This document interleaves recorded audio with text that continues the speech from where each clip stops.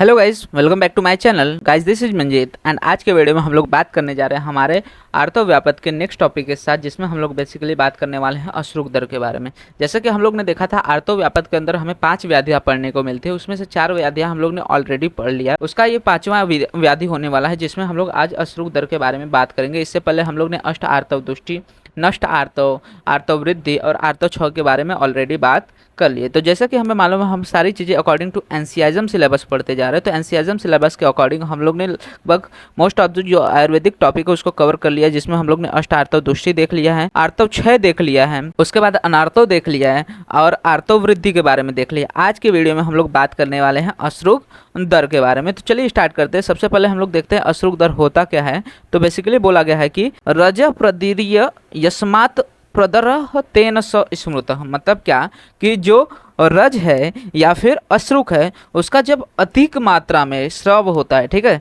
जो रज है या फिर अश्रुक है उसके जब अत्यधिक मात्रा में स्राव होता है तो इसे हम लोग अश्रुक दर या फिर प्रदर कहते हैं। मतलब बेसिकली क्या होता है कि रज स्राव तो नॉर्मल है, लेकिन ये जो रज स्राव की मात्रा है, स्राव की जो मात्रा है वो बहुत ज़्यादा हो जाए, मतलब कि नॉर्मल से बहुत ज़्यादा बढ़ी हुई हो, तो इसको हम लोग क्या बोलते हैं, अश्रुक दर या फिर प्रदर कहते हैं। इसके पर्याय की बात करें तो अश्रुक दर या प्रदर को ही हम लोग अश्रुक दर, प्रदर और रक्त योनि भी कहते हैं। तो पहली चीज़ का याद रखना है अश्रुक दर के डेफिनेशन में कि रजः प्रदीर्यः यस्मात् प्रदरः तेन स स्मृतः, अर्थात कि अश्रुक या रज का अत्यधिक मात्रा में स्राव हो, इसे हम लोग अश्रुक दर या प्रदर कहते हैं, जिसके पर्याय में रक्त योनि भी आता है। इसके निदान की बात कर लेते हैं हम लोग। तो निदान में क्या बोला गया है, या अत्यर्थम सेवेत नारी लवण अम्ल गुरुणी च कटुनी अथ विदाहिनी स्निग्धानि पिसितानि च ग्राम्य ओदकानि मेद्यानि कृश्राम पायसम दधि सुक्तम मस्तु सुरादिनी भजन्त्या कुपितो अनिल। मतलब क्या बोला गया है कि सबसे पहले अत्यधिक मात्रा में जो नारी है किसका सेवन कर रही है, लवण अम्ल गुरु आहार का सेवन कर रही है, कटु रस प्रधान आहार का सेवन कर रही है, विदाही आहार का सेवन कर रही है, या फिर स्निग्ध आहार का सेवन कर रही है, या फिर बहुत ज़्यादा मांस आदि का सेवन कर रही है, और ऐसे मांस जो कि मेदस्वी मांस हो, साथ ही साथ ग्राम्य जो मांस होता है उसका सेवन कर रही है, उदक मांस का सेवन कर रही है, या फिर मेद्य मांस का सेवन कर रही है, या फिर खिचड़ी, कृष्णा मतलब क्या होगा, खिचड़ी का अत्यधिक सेवन कर रही है, बहुत ज़्यादा दूध का सेवन कर रही है, बहुत दही का सेवन कर रही है, या फिर कुछ सुरा आदि का सेवन कर रही है, जैसे कि सुक्त हो गया, मस्तु हो गया आदि जो सुरा है उनका सेवन कर रही है। तो ऐसे में उस नारी में क्या होता है, जो वात है वो कुपित हो जाता है और उसमें क्या करता है, अश्रुक दर जैसी कंडीशन को निर्माण करता है। तो क्या क्या याद रखना है निदान में। तो निदान में हमारे 3 निदान आते हैं, आहारज निदान, विहारज निदान और व्याधिज निदान। तो आहारज निदान के लिए ये आप श्लोक याद कर सकते हैं, जिसमें हम लोग ने क्या देखा कि अत्यधिक लवण अम्ल या फिर कटु रस प्रधान द्रव्यों का सेवन कर रही है, या फिर स्निग्ध गुरु विदाही गुड़ प्रधान द्रव्यों का सेवन कर रही हो स्त्री, या फिर ग्राम्य ओदक या फिर मेद्य मांस का सेवन कर रही हो, कृष्णा पायस दधि का अत्यधिक सेवन कर रही हो, या फिर सुक्त मस्तु सुरा आदि का अत्यधिक सेवन कर रही हो, या फिर अध्यसन कर रही हो। तो ऐसे कंडीशन में जो कुपित वायु हो वो अश्रुक दर या फिर प्रदर की उत्पत्ति कर सकता है। वहीं पे विहारज निदान की बात करते हैं तो विहारज निदान में आ जाता है हमारा अति मैथुन कर रही हो स्त्री, या फिर अति यान का सेवन कर रही हो, अत्यधिक मार्ग गमन या फिर शोक कर रही हो, अति भार वहन कर रही है, अभिघात कर रही है, दिवा स्वप्न कर रही है, जिन जिन चीज़ों से क्या हो रहा है, वात प्रकोपित हो सकता है, उन सभी कारणों को यहाँ पे विहारज निदान के अंदर लिख सकते हैं। वहीं पे व्याधिज निदान में कि अगर जो स्त्री है उसको अजीर्ण है, गर्भपात जैसी कंडीशन है, गर्भपात यहाँ पे मेन रहेगा आपका, फिर अतिकर्षण हुआ हो, पित्तावृत अपान वायु या रक्त की अतिवृद्धि के कारण, या फिर बंध्या स्त्रियों में जो क्षीरवाह नाड़ी है उसमें वात पूरित हो जाता है। तो ऐसे कंडीशन में इन सभी निदानों के कारण जो स्त्री है उसमें रक्त प्रदर या फिर अश्रुक दर जैसी कंडीशन देखने को मिल सकती है। इसके बाद हम इसके संप्राप्ति की बात करते हैं। तो संप्राप्ति में बेसिकली क्या देखने को मिल रहा कि हम लोग ने डिफरेंट निदानों का सेवन किया, इन निदानों के कारण क्या हो रहा था, वायु प्रकोपित हो रही थी, और ये प्रकोपित वायु क्या कर रही है, रक्त को दूषित कर रही है, जिसके कारण जो रक्त है उसकी प्रमाणता वृद्धि हो रही है, मतलब रक्त का जो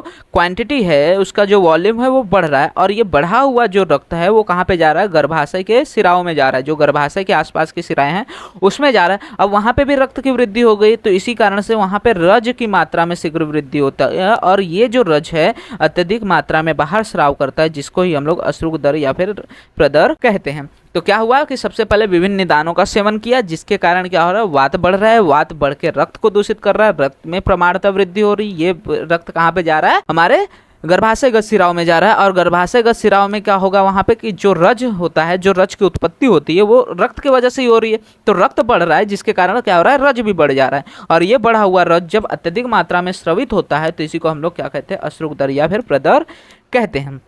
तो यहाँ तक हम लोग ने उसका डेफिनेशन मतलब परिभाषा, निदान और संप्राप्ति की बात कर ली। अब इसके भेद की बात करते हैं। तो बेसिकली महर्षि चरक के अनुसार इसके 4 भेद बताए गए हैं। तो बोला गया चतुर्विधम व्यासस्तु व्यात्तादेह सन्निपातः, मतलब वातादि करके 3 प्रकार होते हैं, मतलब वातज, पित्तज और कफज, और उसके बाद चौथा प्रकार होता है हमारे सन्निपात। तो इस तरह से टोटल 4 प्रकार हमें अश्रुकदर के बताए गए। लेकिन जब हम चिकित्सा की बात करते हैं तो वहाँ पे वात, पित्तज, अश्रुकदर की चिकित्सा का भी वर्णन हमें प्राप्त होता है। यहाँ तक हो गया हमारा भेद। तो भेद अगर पूछा जाए तो आपको 4 ही भेद लिखना है। कौन कौन से? वातज, पित्तज और कफज और सन्निपातज। लेकिन चिकित्सा में हमें 5वां भेद भी देखने को मिल सकता है। उसके बाद लक्षण की बात कर लेते हैं। तो लक्षण में हमको मालूम है कि लक्षण में क्या हो रहा है कि यहाँ पे जो रजक काल होता है, जो रजस्राव काल होता है, उसमें रक्त की अत्यधिक मात्रा में प्रवृत्ति हो, मतलब जितना ब्लीडिंग वॉल्यूम होना चाहिए उसके कंपेरिजन में बहुत ज़्यादा ब्लीडिंग होती है। वहीं पे आचार्य सुश्रुत और वाग्भट के अनुसार जो ऋतु काल है उसमें अत्यधिक मात्रा में अत्यधिक काल तक एवं ऋतुकाल के अतिरिक्त भी आर्तव की प्रवृत्ति होती है। मतलब कि जो रजकाल जब ब्लीडिंग होना चाहिए उस समय तो ब्लीडिंग हो रही है, और उस समय जो ब्लीडिंग हो रही है बहुत ज़्यादा मात्रा में हो रहा है। जो नॉर्मल वॉल्यूम होता है 80 ml के आसपास बोला गया है, उससे ज़्यादा होता है। साथ ही साथ अत्यधिक काल तक होता है, मतलब कि 3 से 5 दिन का पीरियड बताया गया, लेकिन ये 7 दिन 9 दिन तक ब्लीडिंग होती रहती है। साथ ही साथ ऋतुकाल के अतिरिक्त भी आर्तव की प्रवृत्ति होती है, मतलब कि जो मेंस्ट्रुअल फेज है जिसमें ब्लीडिंग होनी चाहिए, ब्लीडिंग फेज के अलावा भी अदर फेजेस में भी वहाँ पे ब्लीडिंग देखने को मिलती है। तो ये सभी क्या है, लक्षण आ जाते हैं।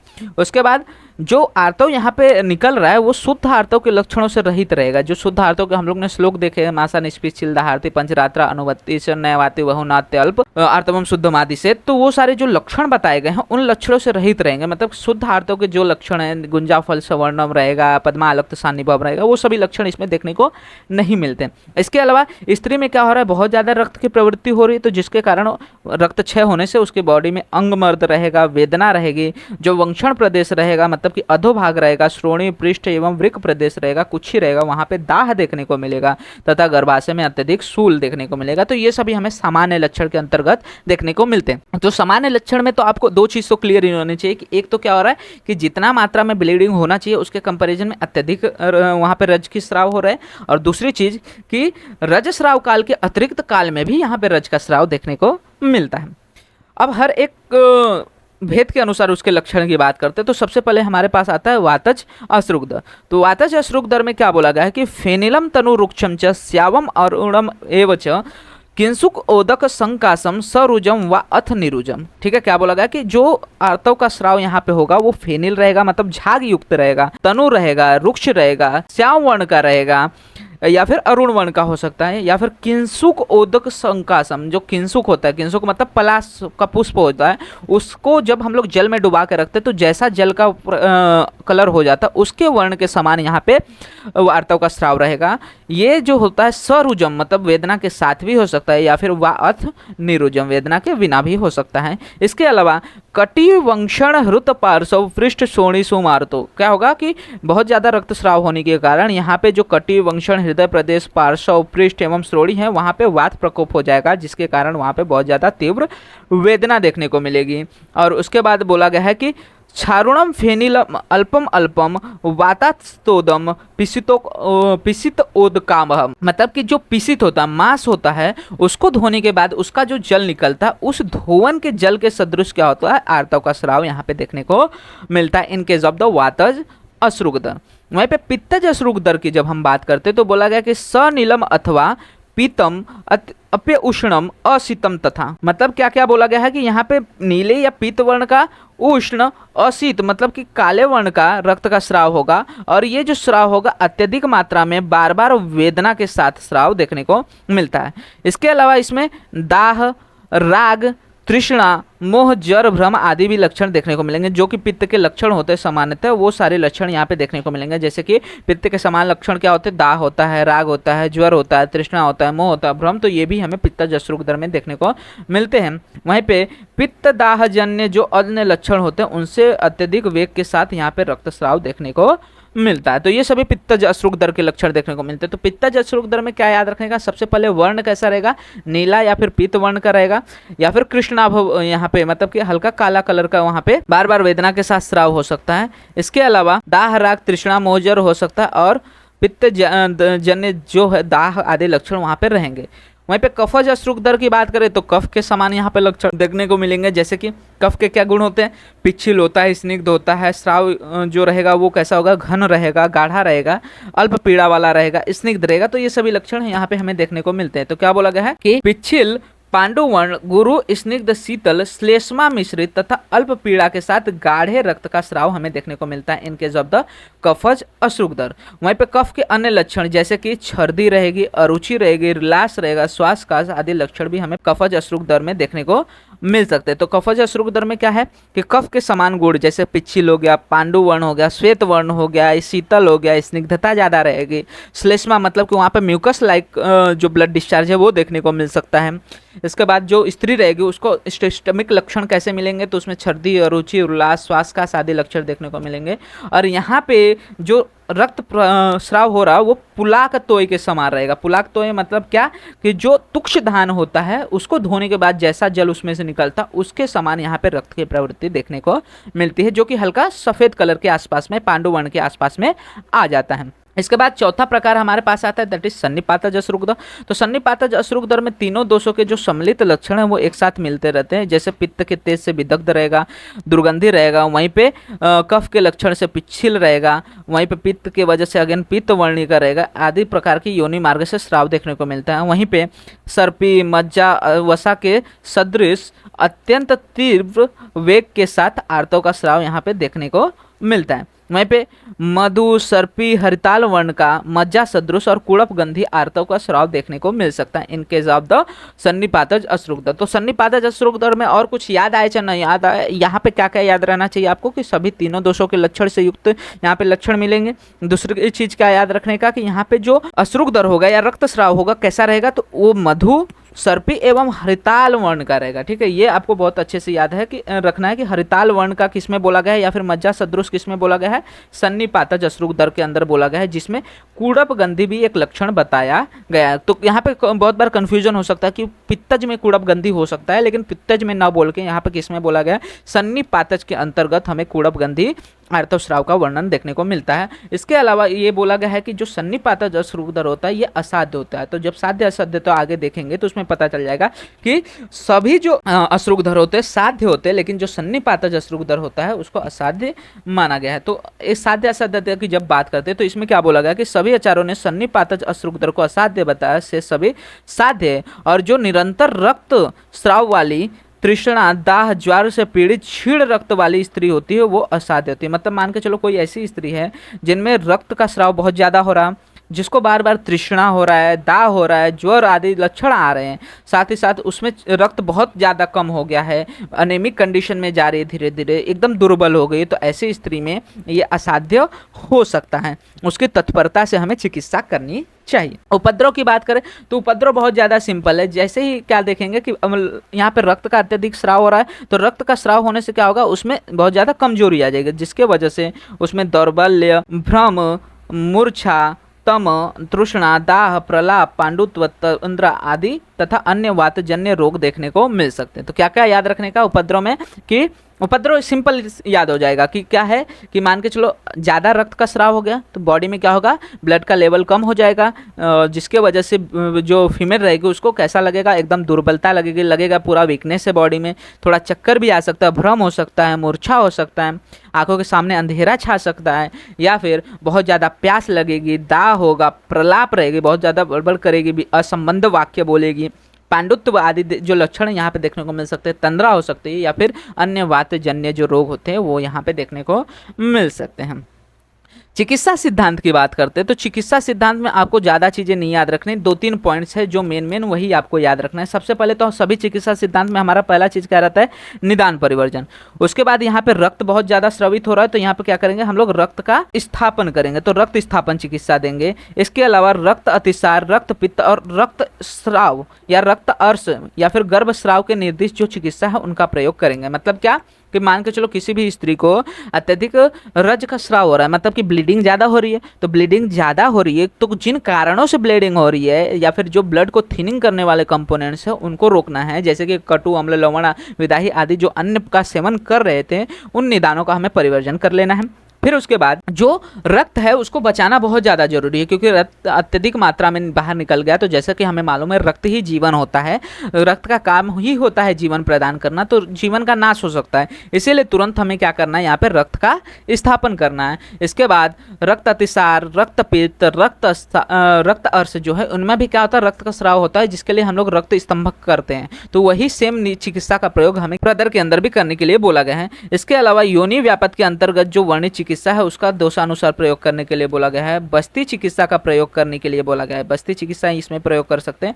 और जो काश्यप है उन्होंने इसमें विरेचन का प्रयोग हितकर बोला है, क्योंकि ये यहाँ पे क्या हो रहा है, रक्त अत्यधिक मात्रा में प्रवृत्त हो रहा है, क्योंकि रक्त की प्रमाणता वृद्धि हुई है और रक्त का आश्रय आश्रय संबंध किसके साथ है, पित्त के साथ, और पित्त को कम करने से अपने आप जो रक्त की दुष्टि हुई है वो कम हो जाएगी। इसी कारण से पित्त के लिए सर्वश्रेष्ठ चिकित्सा विरेचन बताई गई, इसलिए आचार्य कश्यप के अनुसार विरेचन का प्रयोग यहाँ पे हितकारी माना गया है। तो ये सारी चीजें हो गई हमारे चिकित्सा सिद्धांत के अंदर। तो चिकित्सा सिद्धांत में आपको क्या क्या याद रखना है, सबसे पहले निदान परिवर्जन करना है, रक्त स्थापन करना है, फिर रक्त अर्श, रक्त पित्त और जो रक्त अतिसार है उनकी चिकित्सा करना है, और बस्ती चिकित्सा कर सकते हैं और विरेचन यहाँ पे प्रयोग कर सकते हैं। तो ये हो गया हमारा चिकित्सा सिद्धांत। अब हम लोग बात करते हैं इसके सामान्य चिकित्सा के बारे में। तो सामान्य चिकित्सा में सबसे पहले देखेंगे बाह्य प्रयोगार्थ कौन कौन सी औषधियाँ होती हैं। तो इसमें बोला गया है कि सबसे पहले क्या करना है, जो व्याघ्र नखी होती है, ठीक है, ये बहुत इंपॉर्टेंट है। सबसे पहले जो पवित्र स्थान में उत्पन्न जो व्याघ्र नखी है उसकी जो उत्तर दिशा की ओर स्थित मूल है, ठीक है, उसका जो रूट है जो कि उत्तर दिशा के साइड में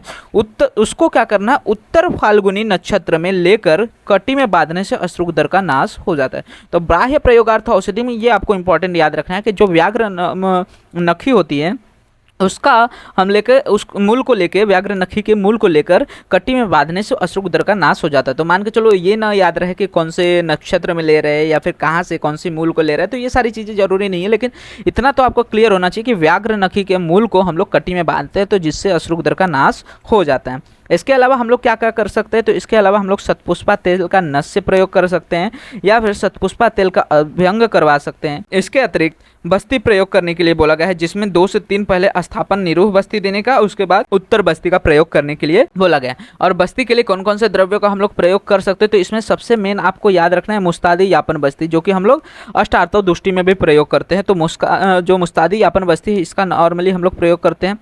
निरूह बस्ती में हम लोग बेसिकली चंदन आदि, जैसे कि हमें मालूम है कि यहाँ पे क्या हो रहा है, पित्त बढ़ा हुआ है, पित्त प्रकोपित है, तो पित्त को शमन करने के लिए हम लोग शीत द्रव्यों का प्रयोग करेंगे, जैसे कि चंदन आदि निरूह बस्ती का प्रयोग करेंगे, लोध्र आदि निरूह बस्ती का करेंगे, या फिर शासन आदि निरूह बस्ती का प्रयोग कर सकते हैं, एवं कुश आदि स्थापन बस्ती और मधुक आदि अनुवासन बस्ती। मतलब कि यहाँ पे हमें क्या करना है, मधुर रसात्मक और शीत द्रव्यों का ही प्रयोग करना है बस्ती के लिए। तो इसलिए चंदन का प्रयोग कर सकते हैं, रासना का प्रयोग कर सकते हैं, लोध्र का प्रयोग कर सकते हैं, या फिर कुश का प्रयोग कर सकते हैं। और यापन बस्ती में मुस्तादी यापन बस्ती आपको यहाँ पे याद रखना है। तो बाह्य प्रयोगार्थ औषधियों में 3 चीजें हम लोग मेन कर रहे हैं। सबसे पहले क्या कर रहे हैं कि जो व्याघ्र नखी है उसका मूल ले रहे हैं और उसको कटी में बांध रहे हैं। और कब ले रहे हैं ये मूल, उत्तर फाल्गुनी नक्षत्र में हम लोग निकालते हैं इस मूल को। उसके बाद शतपुष्पा जो तेल है उसका अभ्यंग कर सकते हैं, या फिर उसी शतपुष्पा तेल से नस्य का प्रयोग कर सकते हैं। बस्ती का प्रयोग करना है, और बस्ती में भी कौन सा बस्ती, पहले 2-3 निरूह बस्ती देना है, उसके बाद उत्तर बस्ती का प्रयोग करने के लिए बोला गया है।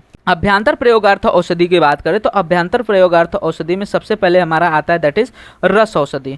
तो रस औषधि में हमारा मेन 2 जो कल्प आते हैं, इसमें प्रदर रिपु रस और प्रदरांतक लौह, ये 2 तो आपको कंपलसरी याद ही रहना चाहिए कि अभ्यंतर प्रयोगार्थ औषधि में एक प्रदर रिपु रस यूज करते हैं हम लोग, जिसमें कजली आदि रहते हैं जो कि यहाँ पे अगेन स्थापन का काम करेंगे, स्तंभन का काम करेंगे। प्रदरांतक लौह रस का प्रयोग कर सकते हैं और बोल परपटी का प्रयोग करते हैं। वहीं पे अगर हम लोग बात करें वटी की, तो वटी में हम लोग गोच्छुर आदि गुकुल और चंद्रप्रभा गुटिका का प्रयोग मोस्टली करते हैं। क्वाथ की बात करें तो क्वाथ में अगेन हम लोग पित्त का शमन करने वाले क्वाथ यूज करेंगे, जिसमें हम लोग क्या कर सकते हैं, दार्व्यादि क्वाथ का प्रयोग कर सकते हैं या फिर न्योग्राधि क्वाथ का प्रयोग कर सकते हैं। इसके बाद आसव वरिष्ठ में जब भी हम लोग रक्त प्रदर या फिर अश्रुक दर की बात करें तो वहां पे जो अशोक होता है, अशोक का बहुत ज्यादा इंपॉर्टेंस देखने को मिलता है। तो आसव वरिष्ठ में अशोकारिष्ट या फिर लोध्र आसव का प्रयोग कर सकते हैं। इसके अलावा अगर याद कर सकते हैं तो पत्रांगासव का भी प्रयोग हम लोग करते हैं। तो मोस्ट इंपॉर्टेंट क्या क्या है याद रखना है यहाँ पे, रस औषधि में प्रदर रिपु रस, प्रदरांतक लौह और पोल परपटी, ये तीनों तो कंपलसरी याद ही होना चाहिए। वटी में भी गोछुरादु गुगुल और चंद्रप्रभा गुटिका।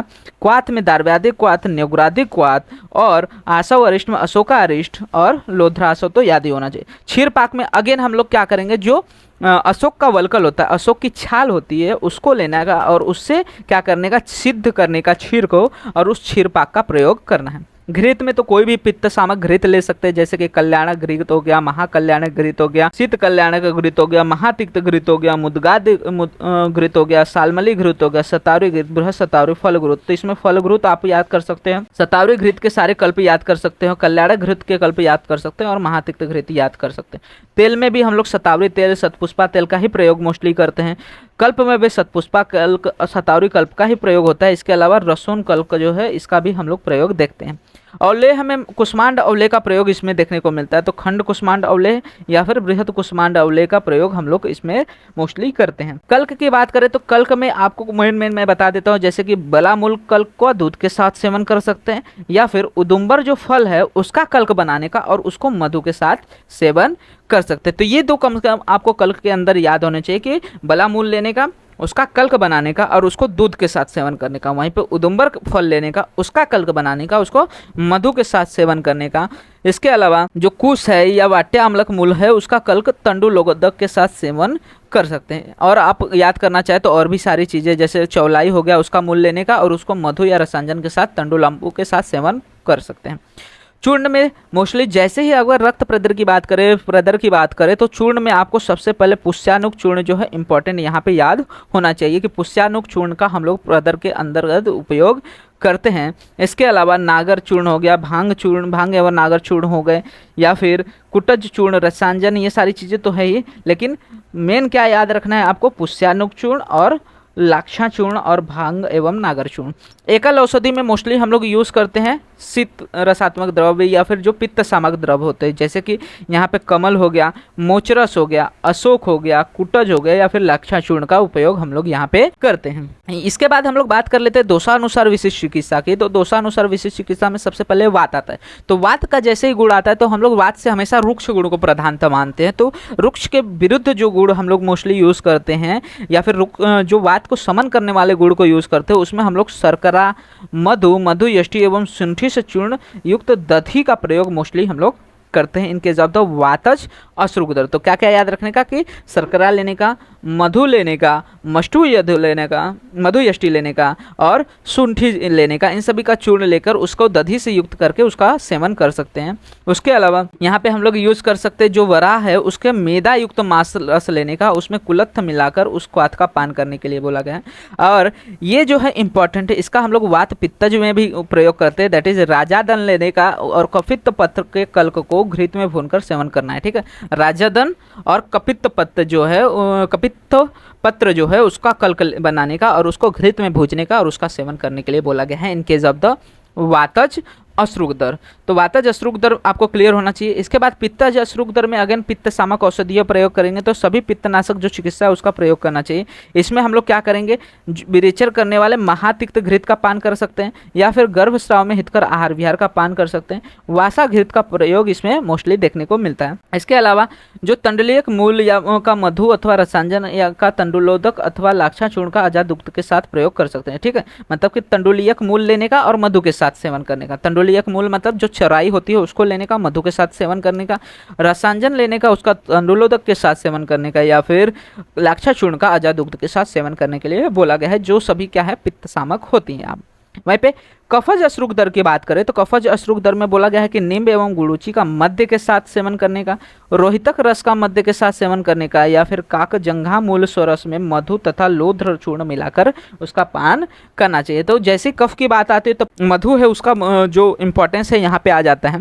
इसके बाद सन्निपातज अश्रुगदर की बात कर लेते तो सन्निपातज अश्रुगदर में हम लोग क्या करेंगे, जो रसांजर और तंडुलीय मूल है उसको मधु के साथ मिलाकर तंडुलोदक से पान करने के लिए बोला गया है, या फिर हरितकी, आम्ल की, विविधकी मतलब त्रिफला लेने का, शुंठी लेने का, दारू हरिद्रा लेने का, इनके क्वाथ में मधु और लोध्र चूर्ण मिलाकर उनका पान कर सकते हैं। तो सामान्य चिकित्सा आप लिख सकते हैं, उसके अलावा विशिष्ट चिकित्सा लिखना रहा तो एक एक दो दो कल्प आप सबका याद कर सकते हैं। जैसे वातज में हम लोग ने क्या देखा, जो राजादन है और कपित्त पत्र है उसको हम लोग क्या करते हैं, घृत में भूनकर सेवन करते हैं। पित्त में क्या याद रखना, वासाघृत का प्रयोग कर सकते हैं, विरेचन करा सकते हैं, विरेचन भी महातिक्त घृत आदि के पान से करा सकते हैं। कफज अश्रुगुदर में हम लोग काकजंगा मूल सरस को मधु में मिलाकर या फिर जो लोद्र चूर्ण है उसमें मिलाकर पान कर सकते हैं। सन्निपातज में तो आपको यही याद करना पड़ेगा, त्रिफला विद शुंठी दारू हरिद्रा क्वाथ में मधु और लोध्र मिलाकर उसका पान करना चाहिए। और वात पित्तज अश्रुगुदर में जैसा हम लोग ने वातज में देखा वैसे ही राजादन एवं कफित्त के पत्रों को कल्क को घृत में भूनकर सेवन करने के लिए यहाँ पे बोला गया है। तो ये सारी चीजें हमें देखने को मिलती है विद इन द अश्रुगुदर। तो इसी के साथ जो हमारा टॉपिक था दैट इज आर्तव व्यापद, उसके सारे 5 व्याधियाँ क्लियर हो जाते हैं, जिसमें आज हम लोग ने अश्रुगुदर के बारे में भी बात कर लिया। तो होप आपको अश्रुगुदर टोटली क्लियर हो गया होगा, जिसमें हम लोग ने अश्रुगुदर के परिभाषा भी देख ली, निदान भी देख लिया, संप्राप्ति भी देख लिया, उसके भेद, भेदानुसार लक्षण, फिर उसकी साध्य साध्यता, चिकित्सा और सामान्य चिकित्सा भी देख लिया, विशिष्ट चिकित्सा भी देख लिया। तो होप आपको सारी चीज़ें रिलेटेड टू अश्रुगुदर क्लियर हो गई होंगी। फिर भी आपको कोई डाउट रहता है आप कमेंट सेक्शन में मेंशन कर सकते हैं, मैं ट्राई करूँगा फर्दर वीडियोज में उसको और अच्छे से समझा सकूँ। साथ ही साथ वीडियो अच्छा लगा तो वीडियो को लाइक एंड शेयर करना मत भूलिएगा, जिससे ज़्यादा से ज़्यादा लोग वीडियो का फायदा ले सके। एंड इसी तरह के और भी फर्दर वीडियो इसी चैनल पे अपलोड होते रहेंगे, तो चैनल को सब्सक्राइब जरूर कर लीजिएगा, जिससे आने वाले वीडियोस के नोटिफिकेशन आपको मिलते रहें। एंड आप हमारे इंस्टाग्राम एंड टेलीग्राम हैंडल्स को भी फॉलो कर सकते हैं, जहाँ पे आपको वीडियो से रिलेटेड, नोट्स रिलेटेड, साथ ही साथ BMS रिलेटेड जो भी अपडेट्स रहते हैं प्रोवाइड हो जाते हैं, जिसका लिंक आपको वीडियो के डिस्क्रिप्शन में अवेल हो जाएगा।